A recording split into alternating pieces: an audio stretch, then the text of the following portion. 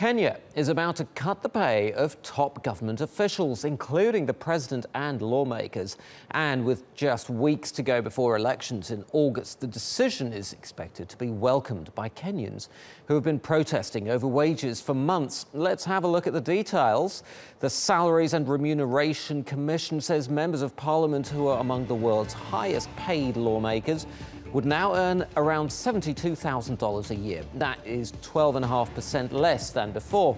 The president's salary will be cut by 13% to $166,000 annually. That plan is backed by President Uhuru Kenyatta himself, who is seeking re-election. An IMF study from 2013 says Kenyan politicians made 76 times the country's per capita GDP.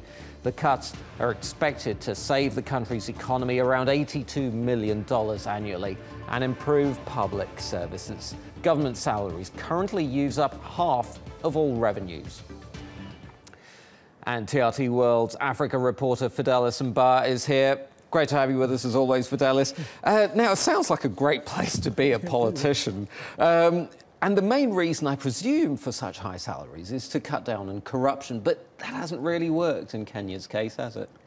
Well, if you're talking about cutting down on corruption, the salary on paper really doesn't really, to some extent, reflect how much these people make, because we're talking about a case of them, the allowances are not even mentioned, because like the Salary Commission was talking about, they said one of the reasons they were giving was that some of them come up with all sorts of fictitious quotations for allowances, asking for things that are not even budgeted for. So beyond this salary, which is even basic, their basic salary, then if you look at the allowance, that's where they make the money. And then if you're talking about them curbing corruption, but then they use their influence as lawmakers to lobby to help people, and they're still making money from it. So I don't think just cutting the salary is actually an end itself to curbing corruption, especially at that level of government. Well, no, but that's a good point. I mean, but presumably, if you're earning less money, which is what these new moves are planning on doing, couldn't that make corruption actually worse in Kenya? Well, like I did mention, they still have their means of making money, even though the lawmakers are saying that that their constituents actually depend on them for financial contributions, for support and all that, and that there's no need to cut their salary.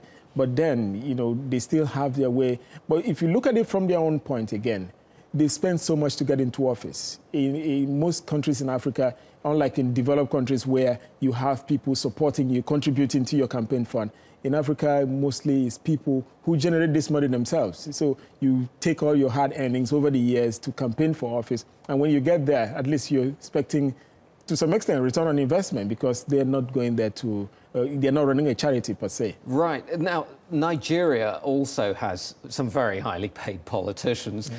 Of course, corruption is rampant in Nigeria as well, as we know. But how does having salaries that high affect the Nigerian economy?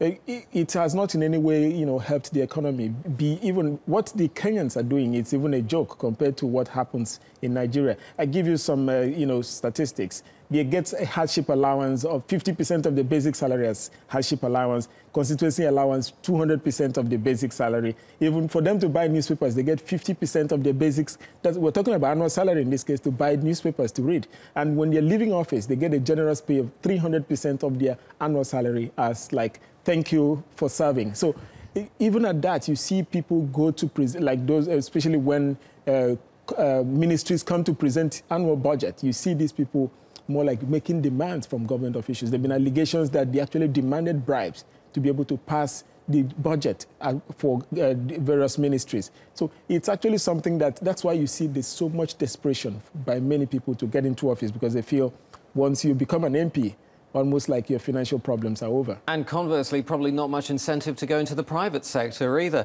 We're going to have to leave it there, though. Fidelis Mba, thank you so much.